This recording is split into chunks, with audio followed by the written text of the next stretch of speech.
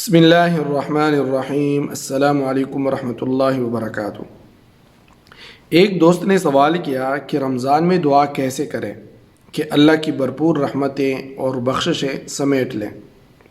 دیکھیے، اس سوال کا جواب تو کوئی بھی نفس خود ہی دے سکتا ہے، کیونکہ مالک سے کیسے مانگنا ہے، کس رقت سے مانگنا ہے، وہ انسان کا اور اس کے مالک کا آپسی معاملہ ہی ہو سکتا ہے۔ تاہم اگر آپ مجھ سے اس متعلق طریقہ کار پوچھیں گے تو میں یہی کہوں گا کہ جب بھی اللہ کے حضور اپنا کوئی سوال لے کر حاضر ہوں تو سب سے اول اس کی کبریائی کا اقرار کریں، اس کی عظمت کا اظہار کریں،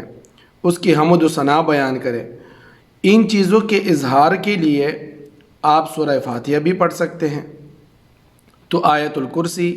یا کوئی بھی ایسا ذکر جس میں اللہ کی کبریائی، وہ بڑائی اور حمد و ثنا بیان ہو رہی ہو، وہ آپ پڑھ سکتے ہیں، جیسے کہ سبحان اللہ و بحمدہ، سبحان اللہ العظیم، یا پھر لا الہ الا اللہ وحدہ لا شریک لہ، لہ الملک و لہ الحمد وہو علی کل شیء قدیر۔ کیونکہ اللہ اس چیز کا سب سے زیادہ حقدار ہے کہ جب بھی اس کے سامنے حاضر ہوا جائے اس کی عظمت و بڑائی کے اقرار کے ساتھ حاضر ہوا جائے۔ جیسا کہ انسان دنیاوی معاملات میں کرتا ہے کہ جب کسی کے در پر سائل بن کر حاضر ہوتا ہے تو اس کی تعریف و توصیف میں ردب اللسان رہتا ہے، پھر اللہ تعالیٰ کی ذات تو اس کی سب سے زیادہ حقدار قرار پاتی ہے کہ اس کے حضور سوالی بنو تو اس کی تعریف و توصیف بیان کرو۔ نبی کریم صلی اللہ علیہ وسلم کی حدیث مبارک ہے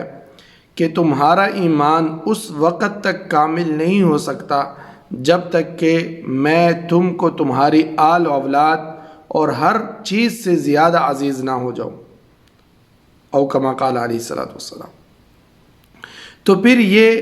ہمارا اخلاقی فریضہ بن جاتا ہے کہ ہم جب بھی اپنے لیے دعا کا اہتمام کریں کہ اللہ ہم پر اپنی رحمتیں برسائے اور ہماری بخشش کا سامان کریں،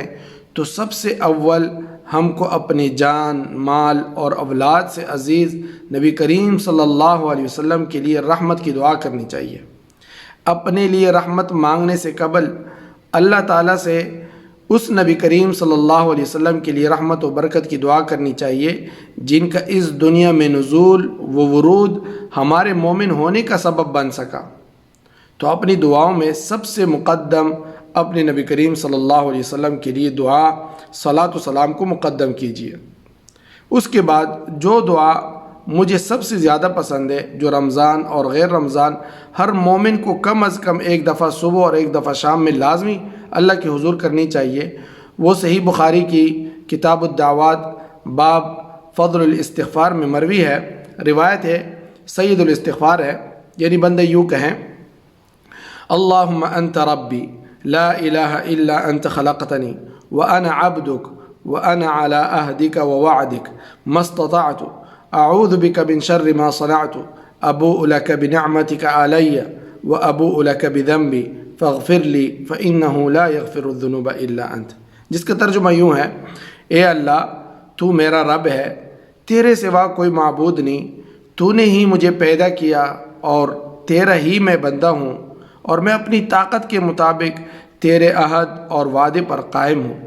جو کچھ میں نے کیا اس کی برائی سے تیری پناہ مانگتا ہوں۔ تیری مجھ پر جو نعمتیں ہیں اور جو میرے گناہ ہیں میں ان کا اقرار کرتا ہوں، میری مغفرت فرما دے، بلا شبہ تیرے سوا گناہوں کا بخشنے والا کوئی نہیں۔ اب بتائیے کہ اس دعا سے جامع مغفرت اور بخشش مانگنے کی دعا بھلا کیا ہوگی؟ شاید اسی سبب نبی کریم صلی اللہ علیہ وسلم نے اس دعا سے متعلق فرمایا کہ جو شخص اس دعا کو صبح صدق دل سے پڑھے، اگر وہ اسی دن فوت ہو جائے تو وہ جنتی ہوگا، ماشاءاللہ، اور جو اس دعا اور استغفار کو رات میں صدق دل سے پڑھے اور صبح سے پہلے فوت ہو جائے تو وہ جنتی ہوگا۔ سبحان اللہ، کیا بات ہے! پھر انسان جو دعا چاہے اپنے دل میں، اپنی مقامی زبان میں اللہ تعالیٰ سے مانگے اور خوب گڑ گڑا کر مانگے۔ مجھے اس سلسلے میں ایک دعا بہت پسند ہے جو ہے تو ایک تابعی کی دعا لیکن نہایت عاجزی اور انکساری والی دعا ہے، اور چونکہ یہ تابعی کی دعا ہے تو مانگنے والا چاہے اس کو عربی میں مانگے اور چاہے اپنی زبان میں اس کے معنی و مفہوم کو جو ہے یاد کر کے۔ امام اصمعی رحمۃ اللہ علیہ روایت کرتے ہیں کہ ایک مرتبہ امیر المؤمنین عبد الملک بن مروان نہایت فصاحت اور بلاغت کے ساتھ خطبہ دے رہے تھے کہ اچانک خطبہ روک کر رونے لگے اور پھر اللہ کے حضور دعا گو ہوئے، یا رب ان ذنوبی عظیمہ وان قلیل عفوک اعظم منہا اللہم فامح بقلیل عفوک عظیم ذنوبی۔ اے میرے رب، میرے گناہ بہت زیادہ ہے اور یقیناً تیرا کم از کم معاف کرنا ان گناہوں سے کہیں زیادہ ہے۔ اے میرے اللہ، اپنے قلیل عفو سے میرے عظیم گناہوں کو معاف فرما دے۔ راوی کا کہنا ہے کہ جب حسن بصری رحمۃ اللہ علیہ کو یہ خبر ملی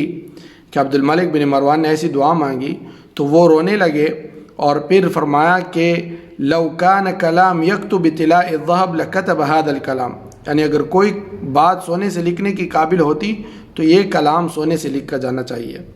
حضرت حسن رضی اللہ تعالیٰ عنہ کے علاوہ دیگر لوگوں نے بھی اس دعا کے بارے میں یہی رائے دی ہے۔ تو جب بھی اللہ کے حضور دعا کا اہتمام کریں تو اس خوبصورت دعا کو لازمی اپنی مناجات کا حصہ بنا لیں۔ اللہ سے جو چاہے مانگے، جیسے چاہے مانگے، لیٹے بیٹھے، اٹھتے جاگتے سوتے، جب مالک کی طرف دھیان مڑے اس سے اپنی کوئی حاجت کہہ ڈالے۔ ہمارے ذہنوں میں ایک تصور یہ پکا ہو گیا ہے، راسخ ہو گیا ہے کہ اللہ کے حضور دعا کرنے کا وقت صرف نماز کے بعد ہوتا ہے یا اذان کے بعد۔ یقیناً دعا کرنے کے کچھ مستحب اوقات روایات میں ضرور بیان ہوئے ہیں کہ جب کی جانے والی دعا کی قبولیت کے امکانات زیادہ ہوتے ہیں،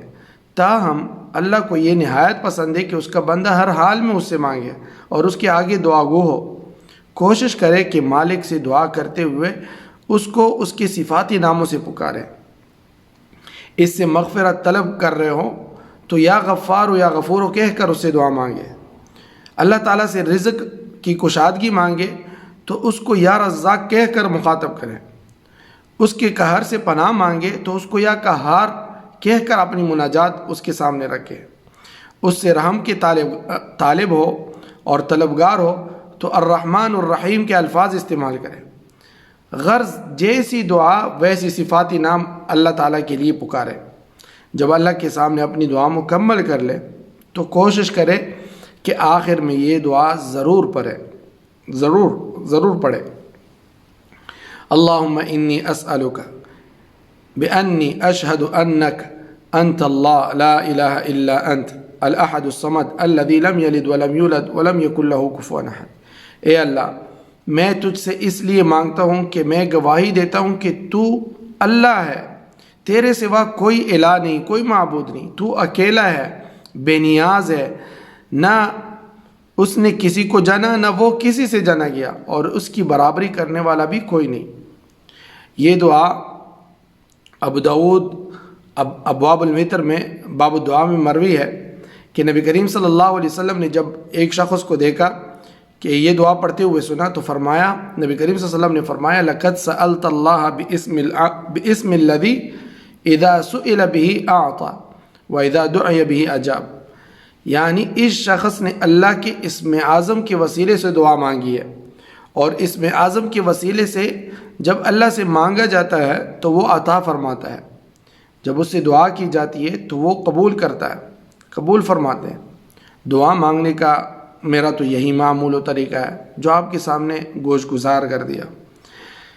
کہ سب سے اول اللہ کی حمد و ثنا، پھر نبی کریم صلی اللہ علیہ وسلم پر صلاۃ و سلام، پھر سید الاستغفار، پھر حاجات و مناجات، اور آخر میں دعا کی تکمیل۔ ابو داؤد اور ترمذی میں جو مروی دعا ہے یہ جو ابھی بیان ہوئی، اگر آپ بہتر سمجھے تو آپ بھی اس کو اپنا معمول بنا لیجئے، ورنہ اللہ بڑا بے نیاز ہے، رحیم ہے، اس سے جیسے مانگے، صدق دل سے مانگے تو صدق دل سے مانگی گئی دعائیں کبھی رد نہیں ہوتی، وہ اس جہان میں قبول نہیں ہوتی تو آخرت میں نامہ اعمال میں حسنات کا اضافہ بن کر قبولیت پا لیتی ہے۔ اللہ تعالی ہمیں صحیح طرح اللہ تعالیٰ سے مانگنے کی توفیق نصیب فرمائے۔ جو بھی ہماری مشکلات ہیں، جو بھی ہماری ضرورتیں ہیں، مشکلات کو دور فرمائے، ضرورتوں کو پورا فرمائے۔ ہمارے جو بھی جائز حاجات ہیں، جتنے بھی مسلمان بہنوں بھائیوں کے، سب کے جائز حاجات اللہ تعالیٰ پوری فرمائے۔ والسلام علیکم ورحمۃ اللہ وبرکاتہ۔ دوستو، صادق ٹی وی کو سبسکرائب کرنا مت بھولیے، ویڈیو کو لائک کریں، شیئر کریں اور کمنٹ سیکشن میں اپنے رائے کا اظہار ضرور کریں۔